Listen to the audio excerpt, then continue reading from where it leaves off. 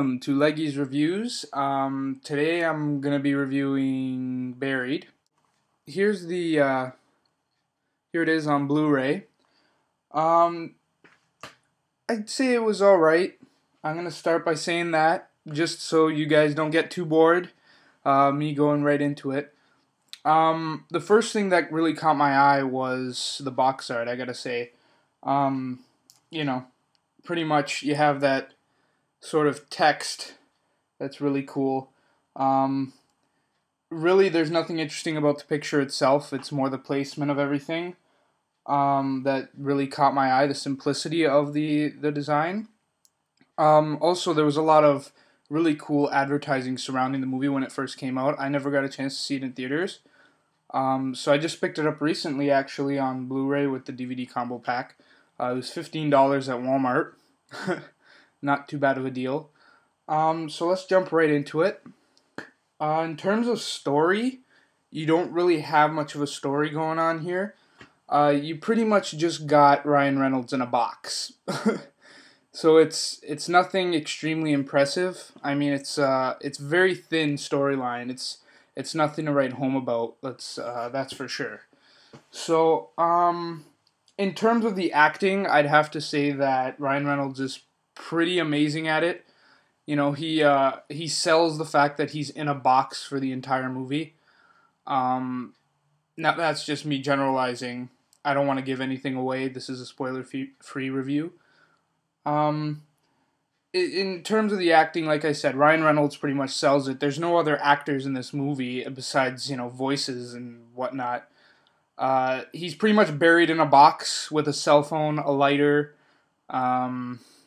some glow sticks. That's about it. On the whole, in terms of the acting and the story, nothing really impressive so far. Like I said, Ryan Reynolds pretty much holds this thing by himself. Jumping right into the cinematography, which is, for me, was the best part of the film. It's directed by Rodrigo Cortez, which I believe this is probably his first big Hollywood jump-in movie type of thing. It wasn't horrible. It had an hour-and-a-half runtime, but the whole movie takes place in a box, again, which, there's not much you can do there in terms of cinematography and lighting and, photographic things of that sense. But what you do have, however, is really creative cinematography. So you have different ways in which he captures Ryan Reynolds' sort of desperateness and the fact that he's running out of air and all that stuff within this tiny little space. And he actually makes this tiny little space like its own little universe. He manages to do that with his cinematography, which I found pretty interesting. So, he has a lot of the quick cuts, sort of, a lot of zoom-ins, extreme close-ups, a lot of that sort of thing. There's not very, like I said, not a lot of movement. Then again, there isn't much to film anyways. Pretty much that's pretty much it. I mean, the overall film itself was pretty boring. There wasn't much to go on, and for an hour and a half, I don't think it was worth my $15. And it was $15. So I don't know. I mean, it was alright. It wasn't amazing. It's one of those things that I'll probably pick up again in a year and watch, and then decide to bury it for another year. So yeah, that's pretty much my review. I'm going to give it a 5.5 out of 10.